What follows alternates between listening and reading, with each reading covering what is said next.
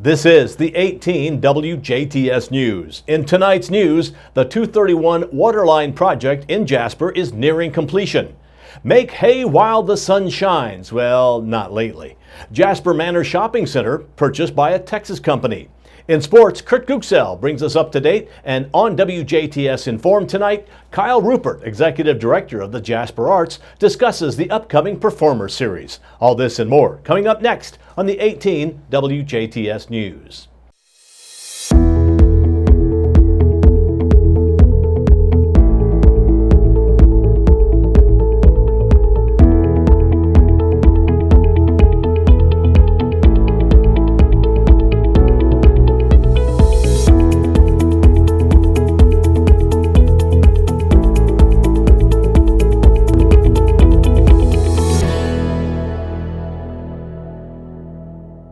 Thank you for tuning in. I'm Bill Potter with the WJTS News.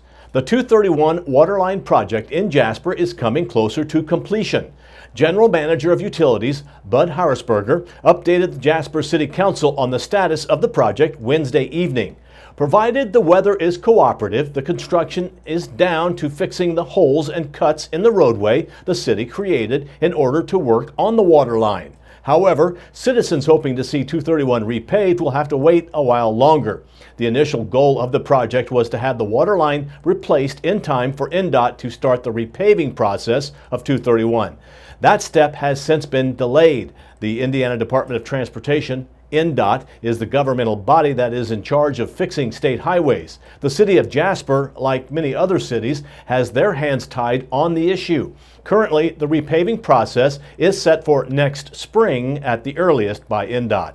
Additionally, citizens of Jasper should expect to see more road work on 231 in the future. Currently, INDOT does have on their schedule to work on the curb and ADA accessibility along the state highway through Jasper in the fall.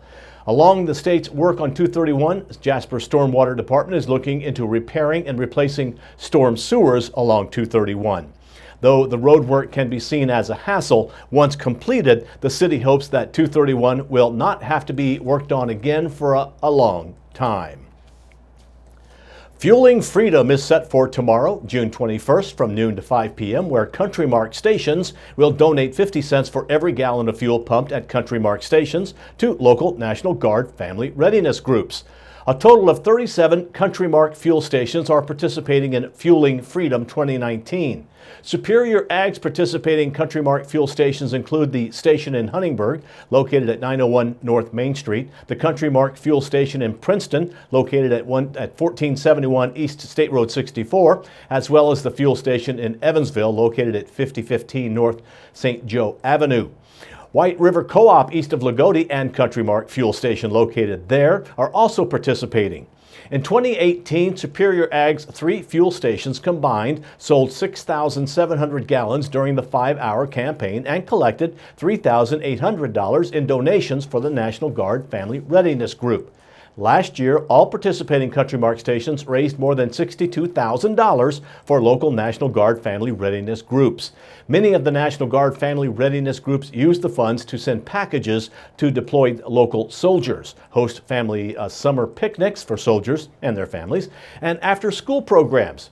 During Fueling Freedom on Friday, June 21st from noon to 5 p.m., customers are invited to register for a $150 gift card at Superior Ag Country Mark locations.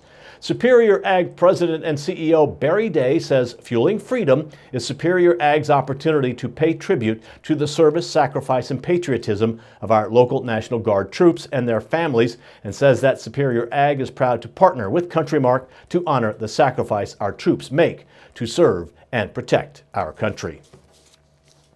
A Texas company is the new owner of the Jasper Manor Shopping Center. A spokeswoman for Woodcrest Capital of Fort Worth, Texas, confirmed the purchase yesterday.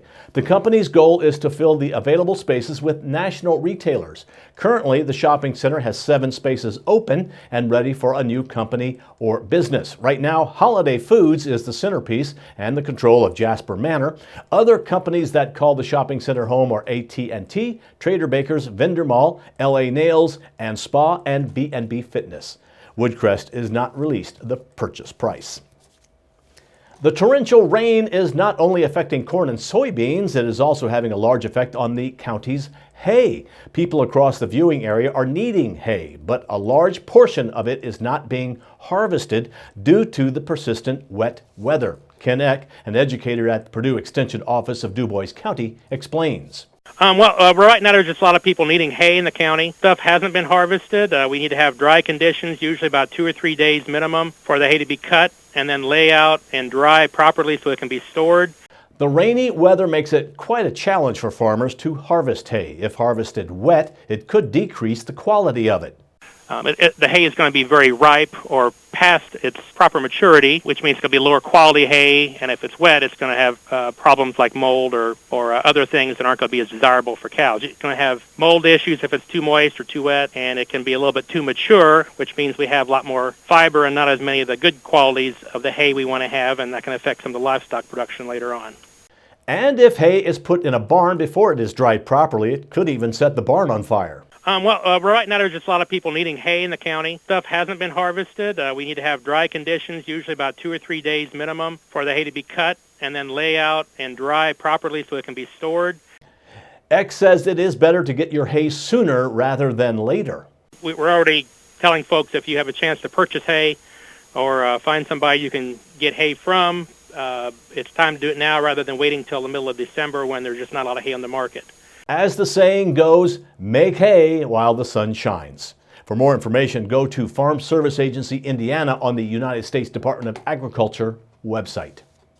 And this note, as per the 2018 Miss DuBois County, Melanie Roberts, the Adventures on the Fairgrounds event scheduled for this coming Saturday has been canceled due to the weather forecast and the event being held outdoors.